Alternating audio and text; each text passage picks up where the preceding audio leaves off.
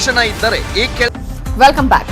ಗಂಟು ಮೂಟೆ ಕಟ್ಕೊಂಡು ಹೊರಟರು, ಬಾಡಿಗೆ ಮನೆಗಳೆಲ್ಲ ಖಾಲಿ ಖಾಲಿ. ರಾಜಧಾನಿಗೆ ಕೊರೋನಾ ಶಾಪ ತಾಪ, ಬ್ಯಾಡಪ್ಪ ಬೆಂಗಳೂರು ಮಹಾವಸೆ.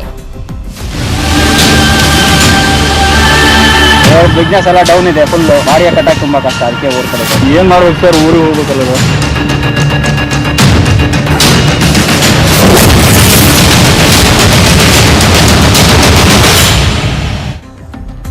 ಯಾವಾಗ ಈ ಕೊರೋನಾ ವೈರಸ್ ಬರೋದಕ್ಕೆ ಶುರುವಾಯಿತೋ, ಹಬ್ಬೋದಕ್ಕೆ ಆರಂಭ ಆಯಿತು, ಯಾವಾಗ ಲಾಕ್ಡೌನ್ ಆರಂಭ ಆಯಿತು, ಆ ಸಂದರ್ಭದಲ್ಲೇ ಒಂದಷ್ಟು ಜನ ಜೀವನಕ್ಕಾಗಿ ಬೆಂಗಳೂರಿಗೆ ಬಂದಂತವರು ಬೆಂಗಳೂರನ್ನ ಬಿಟ್ಟು ಊರಿಗೆ ಹೋಗುವ ಪ್ರಯತ್ನ ಮಾಡಿದ್ರು.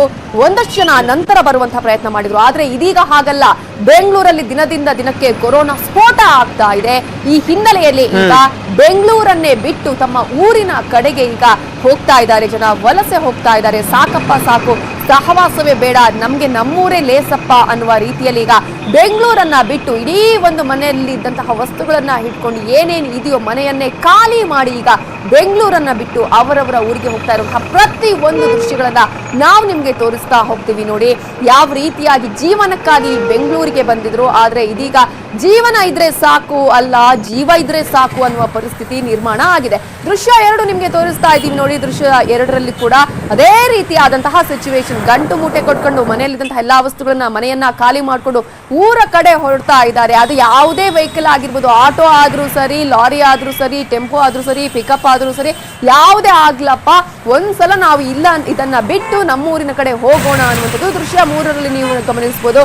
ನೋಡಿ ಯಾವ ರೀತಿಯಾಗಿ ಇಡೀ ಒಂದು ಬೆಂಗಳೂರಿನಲ್ಲಿರುವಂತಹ ತಮ್ಮ ಬಾಡಿಗೆ ಮನೆಯನ್ನ ಖಾಲಿ ಮಾಡಿಕೊಂಡು ಈಗ ತಾವು ಊರಿನ ಕಡೆ ಹೋಗಿ ಬದುಕಿದ್ರೆ ಅಲ್ಲಿ ನಾವು ದುಡ್ಕೊಂಡು ತಿನ್ನೋಣಪ್ಪ, ಜೀವನಕ್ಕಿಂತಲೂ ಜೀವನೇ ಮುಖ್ಯ ಅನ್ನುವ ರೀತಿಯಲ್ಲಿ ಮನೆಯನ್ನ ಖಾಲಿ ಮಾಡ್ಕೊಂಡು ಹೋಗ್ತಾ ಇರುವಂತಹ ಪ್ರತಿ ಒಂದು ದೃಶ್ಯಗಳು ಕೂಡ ಹೇಗೆ ಬೆಂಗಳೂರನ್ನ ಈಗ ಭಯಭೀತರನ್ನಾಗಿಸಿದೆ. ಬೆಂಗಳೂರಲ್ಲಿ ಬೇಡವೇ ಬೇಡ ಅನ್ನುವ ಪರಿಸ್ಥಿತಿ ನಿರ್ಮಾಣ ಆಗಿದೆ ಅನ್ನೋ ದೃಶ್ಯವನ್ನ ನೋಡಬಹುದು. ದೃಶ್ಯ 4ರಲ್ಲಿ ನೋಡಿ, ನಾವಂತೂ ಊರಿಗೆ ಹೊರಟ್ವಿ. ಇಡೀ ಒಂದು ವೆಹಿಕಲ್ಗಳೆಲ್ಲವೂ ಕೂಡ ನೀವು ನೋಡಿದ್ರೆ ಪ್ರತಿ ಒಂದು ವೆಹಿಕಲ್ ಅಲ್ಲೂ ಕೂಡ ಮನೆಯ ಸಾಮಾನುಗಳನ್ನ ಕಟ್ಕೊಂಡು ತಾವು ಊರಿನ ಕಡೆ ಪಯಣ ಮಾಡ್ತಾ ಇರುವಂತಹ ದೃಶ್ಯಗಳೇ ಪ್ರತಿಯೊಂದು ವೆಹಿಕಲ್ ಅಲ್ಲಿ ಕೂಡ ನೋಡೋದಕ್ಕೆ ಸಿಗ್ತಾ ಇದೆ. ಅದ್ ಏನೇ ಆಗಲಿ, ಡಿಶ್ ಇಂದ ಹಿಡಿದು ಮನೆಯ ಸಣ್ಣ ಪುಟ್ಟ ವಸ್ತುಗಳನ್ನ ಇಟ್ಕೊಂಡು ಮನೆ ಖಾಲಿ ಮಾಡಿ ಹೋಗ್ತಾ ಇದ್ದಾರೆ.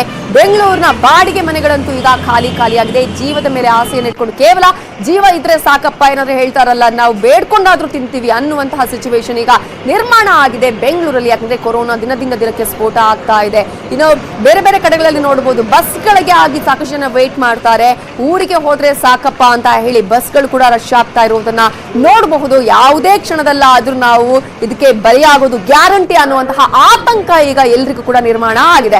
ದೃಶ್ಯ 6ರಲ್ಲಿ ನೀವು ನೋಡ್ತಾ ಇದ್ರ ಬಸ್ ಸ್ಟ್ಯಾಂಡ್ ಗಳಲ್ಲೂ ಕೂಡ ಜನ ಊರಿಗೆ ಹೋಗ್ತೀವಿ, ನಾವು ಊರೇ ಸಾಕು ನಮ್ಗೆ ಅಂತ ಹೇಳಿ ಗಂಟು ಮೂಟೆ ಕಟ್ಕೊಂಡು ಊರ ಕಡೆ ತೆರಳ್ತಾ ಇದ್ದಾರೆ.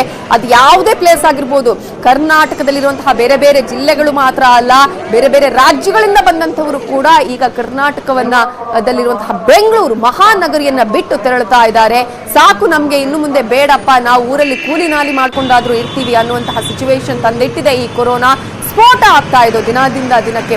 ನೋಡ್ತಾ ಇದ್ರಲ್ಲ ಯಾವ ರೀತಿಯಾಗಿ ಈಗಾಗಲೇ ಟ್ರಾಫಿಕ್ ಆಗ್ತಾ ಇದೆ, ಟ್ರಾಫಿಕ್ ಜಾಮ್ ಉಂಟಾಗಿದೆ ಬೇರೆ ಬೇರೆ ಕಡೆಗಳಿಗೆ ಹೋಗುವಂತಹ ಪ್ಲೇಸ್ಗಳಲ್ಲಿ ಅಂತ ಹೇಳಿ. ಯಾಕಂದ್ರೆ ಎಲ್ಲರೂ ಕೂಡ ಈಗ ಬೆಂಗಳೂರನ್ನ ಬಿಟ್ಟು ಅವರವರ ಸ್ವಂತ ಊರಿಗೆ ತೆರಳುತ್ತಾ ಇದ್ದಾರೆ. ಇನ್ನಷ್ಟು ಸುದ್ದಿ ನೋಡೋಣ ಚಿಕ್ಕ ಬ್ರೇಕ್ ಆದ್ಮೇಲೆ.